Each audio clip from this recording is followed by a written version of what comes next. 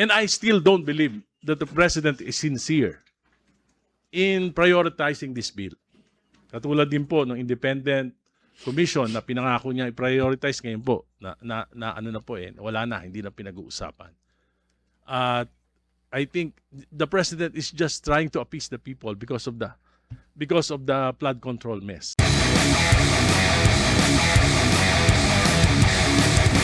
Ito po yung tungkol sa question of yung applicability of the fourth degree in consanguinity and affinity. By the way, gusto ko lang pong malaman nyo, I've been fighting political dynasties for the last 40 years. I fought for political dynasties in my city. 5 ulit na po ako naging congressman. Ito po lagi kong pangunahing panukala. At nakapasa lang po ito during the 12th Congress, during the time of President Aquino. At ito po ay produkto ng isang principled compromise. Ang aking panukala po ay 2 kada pamilya, isang lokal, isang national, at second degree of consanguinity. Sapagkat napag-alaman ko na kung i-implement natin yung fourth degree of consanguinity and affinity, ay napaka-imposible po yung implementation. Baka po yung COMELEC ay maging family court sa paghahanap ng relationship, yung mga pipinsan, at baka maging arbitrary sapagkat kung 5 pong magpipinsan yung tatakbo, paano natin i-identify kung sino yung maaring mag-qualify. Kaya gusto ko pong tanungin muli sa inyo, especially Chairman Monsod, how would you implement a anti-political dynasty law with a provision of fourth degree in consanguinity and affinity? Salamat po. The question is directed po, Boss Egay, to... Okay. Yes, Justice Carpio po first.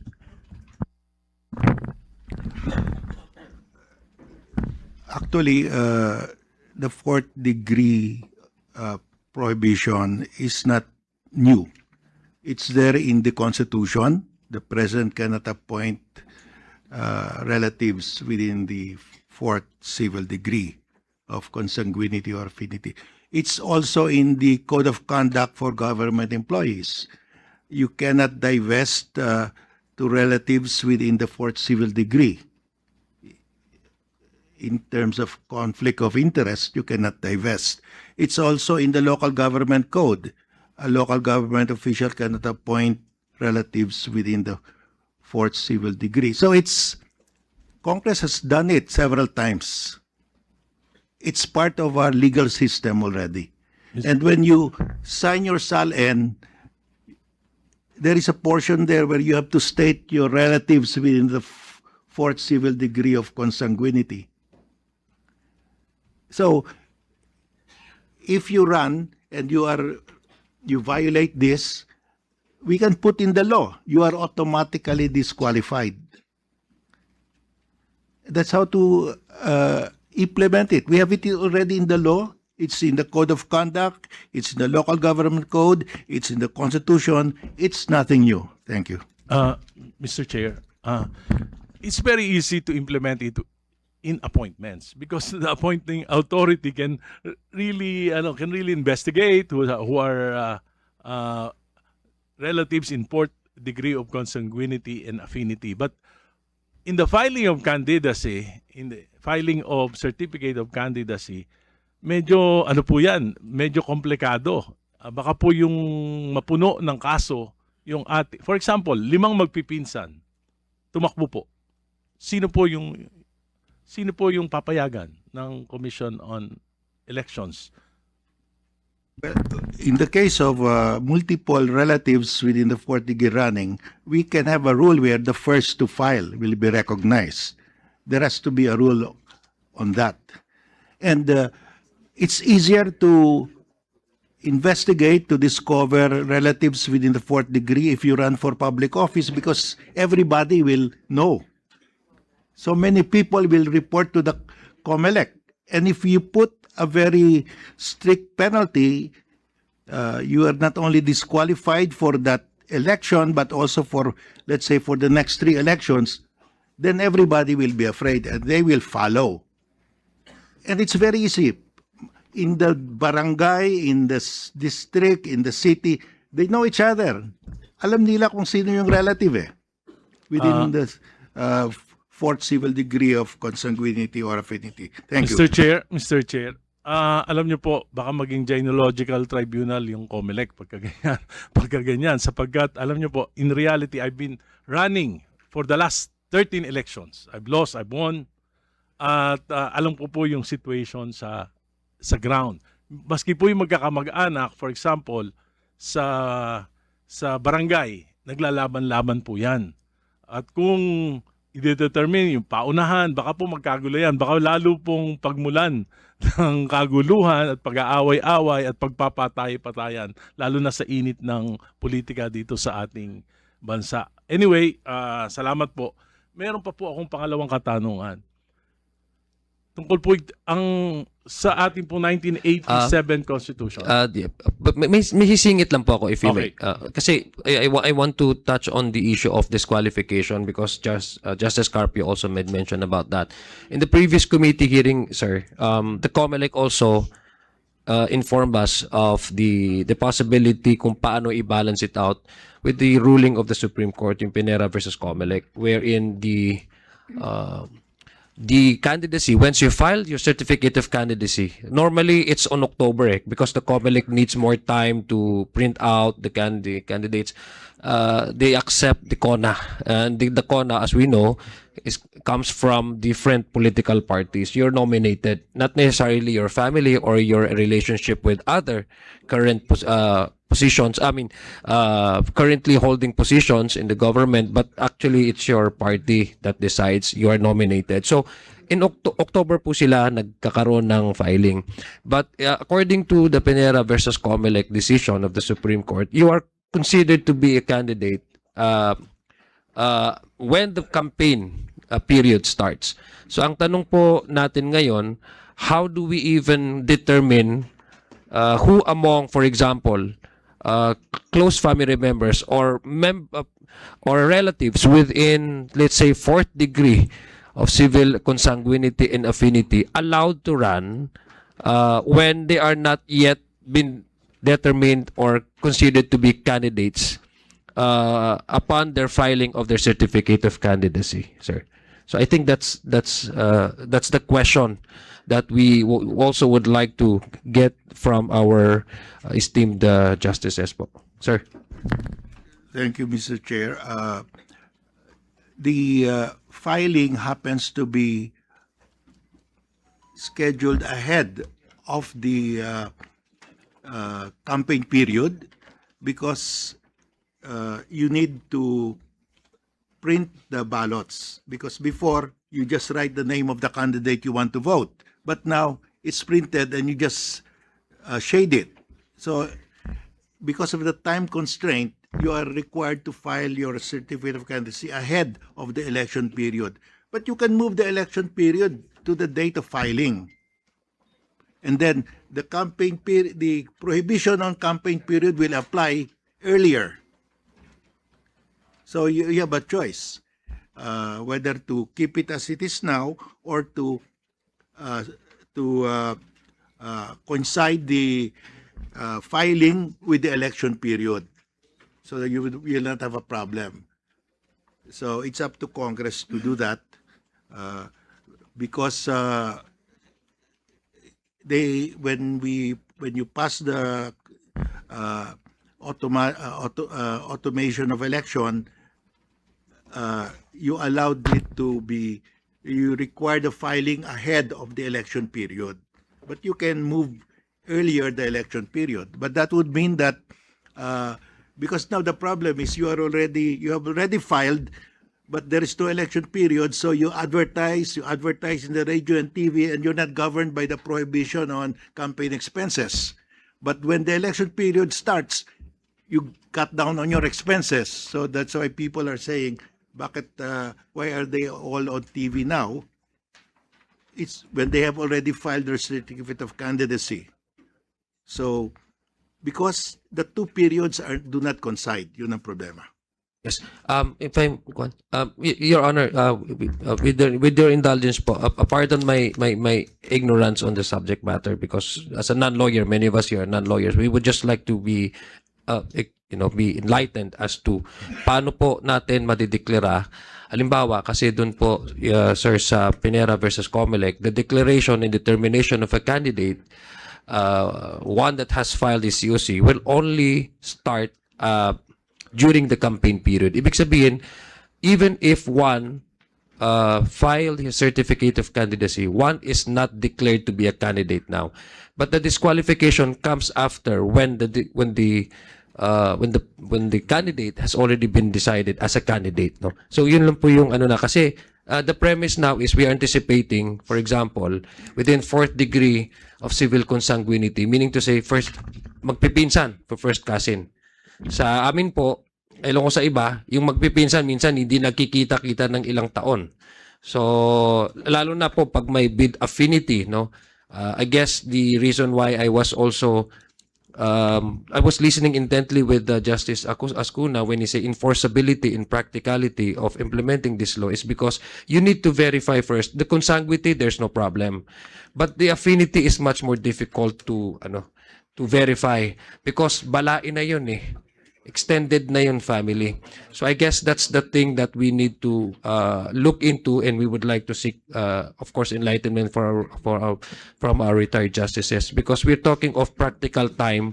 When this bill becomes a law, we'll also be dealing with time constraint.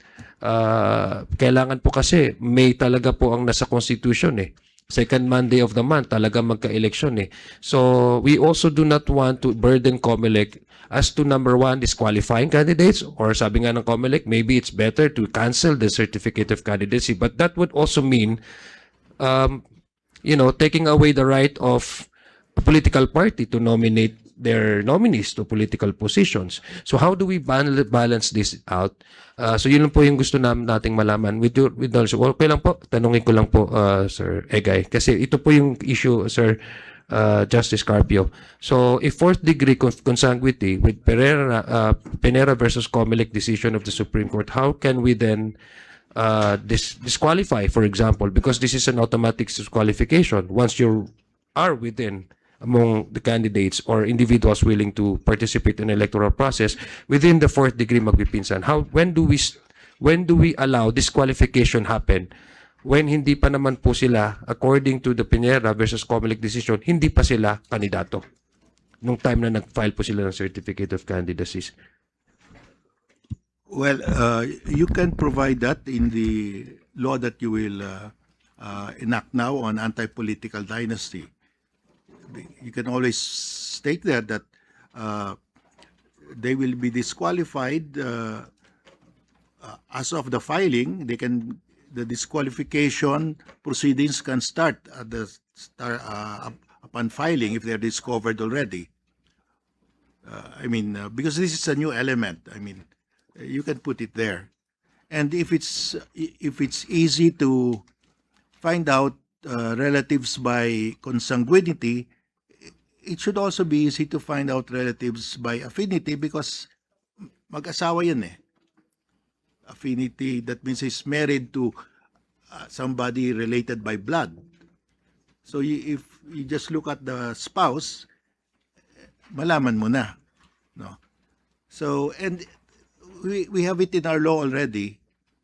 And everybody, all of you here who filed their SAL-N, signed that in the SAL-N. You have to disclose all your relatives in the 4th degree of consanguinity or affinity. That's in the Code of Conduct for Government Employees. Thank you. Thank you, Justice Carpio. DML Erese? Yes. I just would like to manifest that the real purpose of the Constitution is really to prevent the concentration of power and not to penalize distant relatives. Ako po, may mga kamag-anak ko sa Ilocos Norte. Hindi ko nga alam kung sino na yung mga kamag-anak ko doon. Hindi ko rin alam kung empleyado sila ng gobyerno. So, sa SAL-N ko po, hindi ko alam kung meron akong na-omit na mga relatives ko because I really don't know. I really don't know. So yan yung isang problema dyan sa fourth degree of consanguinity. But alam niyo po, I will go to another topic. For 39 years, yes, sir. Yes, Chairman Munsot. Yes po, yes po. Well, I think the way to go about this is to really have a campaign, even among the families, yes, who are involved here, and say we have to improve the system. And whenever you do something to improve the system, participative democracy, all this, we do this, there are always sacrifices to be made by many people. And so you ask the question, what sacrifices are you willing to give up for love of country or caring for the poor who have no access to positions in government? Because sacrifice, they say, is the currency of love.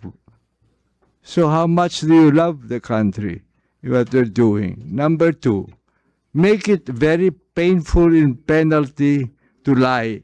In other words, not to put that you have cousins and so on in here.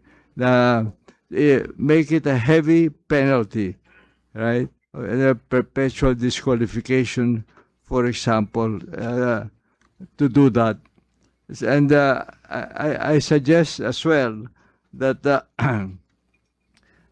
we have the COMELEC should be very much involved in this. But please don't put the burden on the COMELEC. Put the burden on the candidate. He must know what his cousin or uncle is doing, because it's too big a job for the COMELEC to examine all of the candidates, and all the candidates not only in one area but in the country. They cannot do that. So with a heavy penalty and the burden on the candidate to say whether he has a relative or not, I think we'll solve the problem by appealing to their love of country and care for the poor. Yes, Congressman Risa. Yes, Mr. Chairman. Alam niyo po, dahil sa advocacy ko, I'm the first politician in my family. And I will be the last. Pero I can only answer for my immediate family. Sa asawa ko, sa anak ko, sa mga asawa ng anak ko, sa lolo ko, sa mga apo ko. Pero sa pinsan ko po, hindi ko nakasagot yon. Hindi ko na kaya yan. Hindi ko na kaya silang sabihin sa kanilang magsakripisyo kayo. Pero yung immediate family ko, kaya ko pong responsibilidad ko sila na magsakripisyo sila para sa aking mga advokasya. Pero po yung malalayo ko na kamag-anak, hindi ko po kaya yun. No, but sir, you can put in the law if there are 2 or 3 or 4, roll of the dice, right? Kung yung pong pinakamagaling ang natalo at yung pinakabobo at gago yung nanalo, paano po yun? There are witnesses. Well, I'm sure you will not be the last from your family to serve the country kasi inspiration ka sa kanila. So, wag mo sana silang hindi payagan na gustong magano. So, Last question, done? Mr. Yes, Chair, po. last question. And this is very important. You know, for the last 39 years, Congress had been ignoring this provision, Article 2, Section 26 of the Constitution. And I still don't believe that the President is sincere in prioritizing this bill. Katulad din po ng independent commission na pinangako niya i-prioritize ngayon po na ano na po wala na, hindi na pinag-uusapan.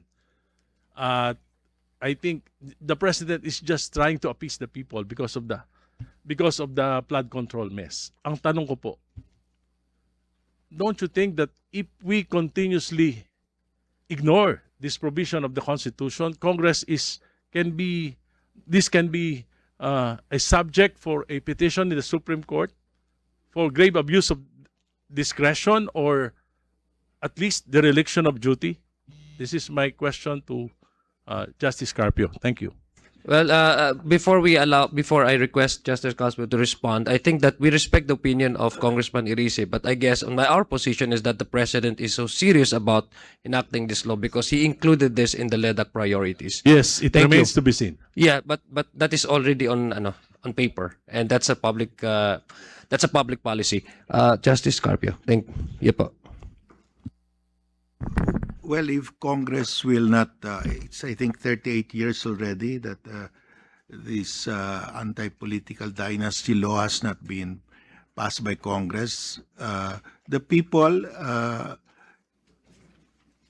can turn to the People's Initiative Law, and the Isang Bayan and other civil society organizations are planning parallel with this